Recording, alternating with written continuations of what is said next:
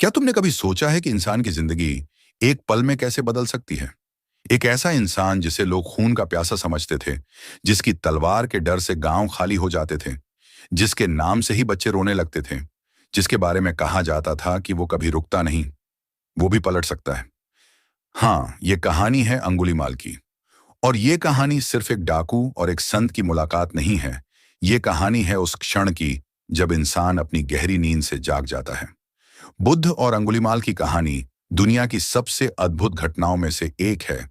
और ओशो कहते हैं, इस कहानी के पीछे सिर्फ एक पुरानी घटना नहीं छुपी है, बल्कि यह हमारी अपनी जिंदगी का आईना है। अंगुलीमाल, उसका नाम ही उसके कर्मों का प्रतीक बन गया। उंगलियों की माला पहनने वाला, जिसने हर हत्या के बाद एक उंगली काटकर अपने गले में डाल ली थी। सोचो, उस समय का माहौल कैसा होगा। लोग घरों से निकलने से डरते थे, रास्ते सुनसान रहते थे, बच्चे रोकर कहते थे, मां कहीं अंगुलीमाल ना आ जाए। उसका आतंक इतना गहरा था कि राजा से लेकर साधारण किसान तक सब उसके नाम से कांपते थे। लेकिन क्या कभी तुमने सोचा है कि ऐसा डाकू पैदा कैसे होता है? ओशो कहते हैं, कोई भी जन्म से डाकू नहीं होता। हर डाकू, हर हत्यारा समाज की विकृतियों और हमारी पाली हुई महत्वाकांक्षाओं का परिणाम होता है। अंगुलीमाल को भी बचपन से हिंसा और अपमान ने ही तैयार किया था। गुरु ने उसे बाहर निकाल दिया, दोस्तों ने उसे तिरस्कृत किया, और एक दिन वह सोचने लगा कि अगर मुझे स्वीकार नहीं किया जाता तो मैं ऐसा भय पैदा कर दूं कि सब मुझे याद रखें। यही अहंकार का बीज था। और अहंकार जब पनपता है तो वह या तो राजा बनाता है या डाकू। फर्क सिर्फ इतना होता है कि किस दिशा में ऊर्जा बह रही है। अंगुलीमाल का आतंक बढ़ता गया। उसकी तलवार प्यास से कांपती थी, उसकी आंखों में सिर्फ हिंसा भरी थी। लेकिन जीवन का सत्य यह है कि चाहे तुम कितनी ही दूर क्यों ना चले जाओ, एक क्षण आता है जब तुम्हें अपनी आत्मा की पुकार सुननी ही पड़ती है। और वही क्षण उसके जीवन में आया जब बुद्ध उस रास्ते पर निकले। लोग बुद्ध को रोकते रहे, कहते रहे, भंते, उस रास्ते मत जाइए, वहां अंगुलीमाल है, वह आपको छोड़ देगा, ऐसा हो ही नहीं सकता। लेकिन बुद्ध मुस्कुरा दिए। बुद्ध जानते थे कि जिसको दुनिया डाकू कह रही है, उसके भीतर भी एक मासूम बच्चा छिपा हुआ है। ओशो कहते हैं, बुद्ध की यही विशेषता थी। वे हर इंसान में भीतर का फूल देख लेते थे, चाहे ऊपर कितनी भी धूल क्यों ना जमी हो। जब बुद्ध उस जंगल के रास्ते पर चल रहे थे तो अंगुलीमाल ने दूर से देखा। उसके अंदर एक अजीब हलचल हुई। वह सोचने लगा, ये कौन आ रहा है? ये कोई साधारण आदमी नहीं दिखता। ये डरे बिना मेरी तरफ क्यों बढ़ रहा है? लोग भाग जाते हैं, लेकिन ये तो और करीब आता जा रहा है। उसका अहंकार जागा। वह तलवार लेकर चीखा, अरे ठहर जा भिक्षु, क्या तुझे डर नहीं लगता? क्या तू जानता नहीं कि मैं अंगुलीमाल हूं? लोग कांपते हैं मेरे नाम से, और तू बिना रुके चला आ रहा है। बुद्ध वहीं ठहर गए।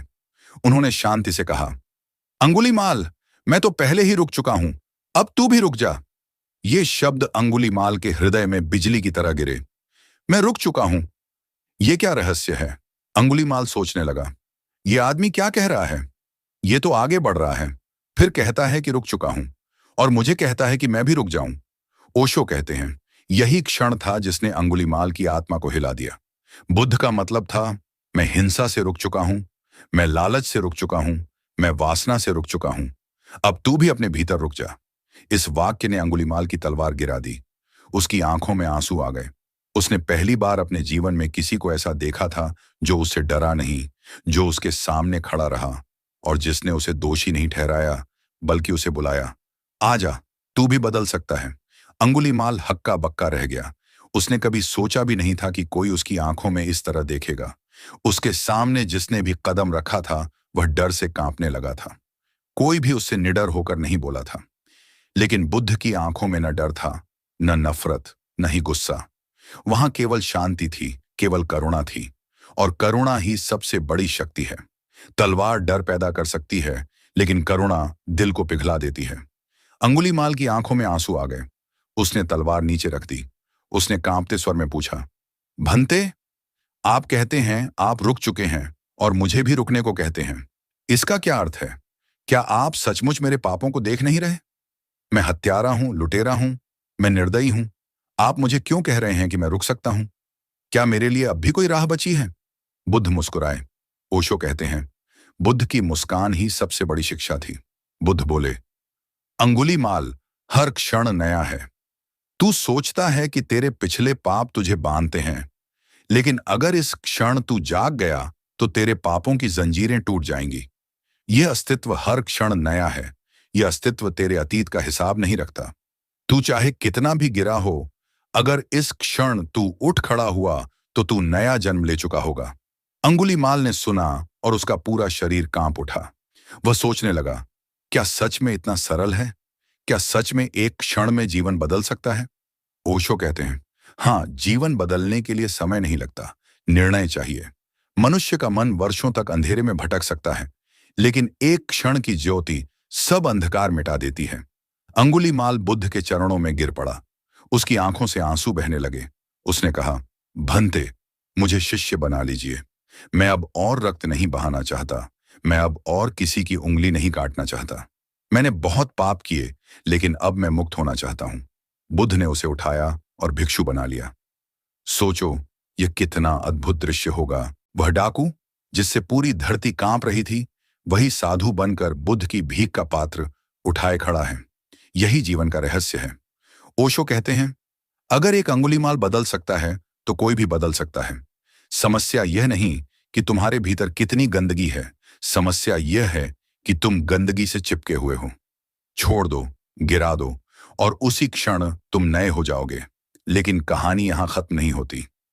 जब अंगुलीमाल भिक्षु बन गया तो उसके सामने सबसे बड़ी चुनौती आई। जिन गांवों में वह लूटता था, वही गांव अब उसे सन्यासी के वस्त्र में देख रहे थे। लोग पत्थर मारते, बच्चे उसका पीछा करते, औरतें उसे गालियां देती। ये वही है जिसने हमारे पति मारे, हमारे भाई काट डाले। ये कैसे भिक्षु बन गया? इसका नाटक मत देखो।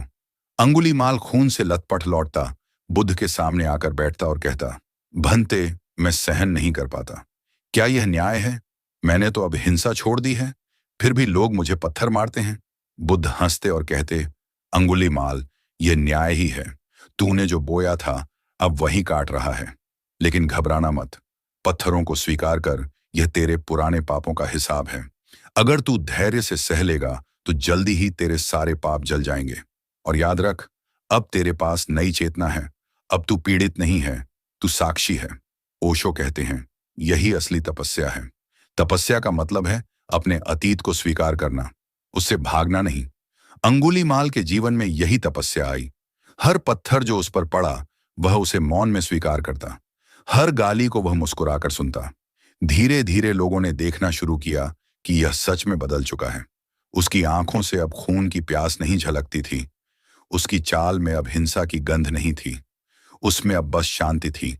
और अंततः वह वही डाकू जो लोगों की उंगलियां काटता था, वही साधु बुद्ध के शिष्य के रूप में करुणा और प्रेम का प्रतीक बन गया। धन्यवाद भाई, फिर मिलेंगे अगले वीडियो में।